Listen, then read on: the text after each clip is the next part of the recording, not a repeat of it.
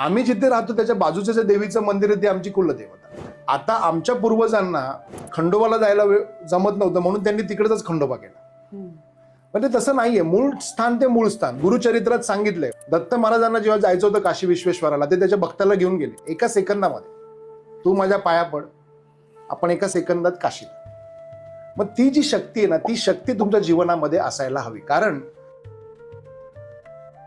तर ती जी Z+ security आहे ना, ती कुलदेवता तुम्हाला करून देते. जेवढी तुमची कुलदेवाशी कनेक्ट एकदम परफेक्ट असेल ना, तेवढं तुमचं जीवन अतिशय व्यवस्थित असेल. आता बरेच लोकांना आपली कुलदेवता माहितीच नाही.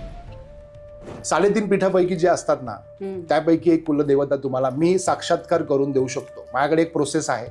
तर ती तुम्हाला दृश्य स्वरूपात किंवा अदृश्य स्वरूपात तुम्हाला तिचं अस्तित्व दाखवणारच. हा फोटो आहे कुलदेवतेचा. आणि इथे दिवा पाहिजे, समोरासमोर पाहिजे. लोक काय करतात, देव इथे ठेवतात, दिवा तिथे लावतात.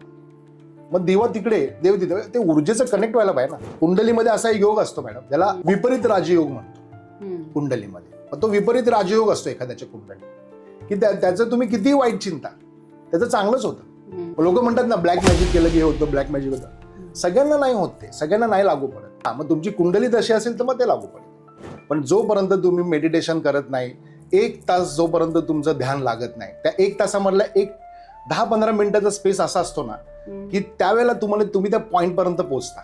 पण ती प्रॅक्टिस आहे. काही लोकांना 8 दिवसात येते, काही लोकांना 45 दिवसात येते, काही लोकांना 6 महिन्यात येते, काही लोकांना 1 वर्षात येते. जे संकट तुमच्या जीवनामध्ये येणार 48 तास त्याच्यावरती तुम्हाला त्याचं नोटीस येणार.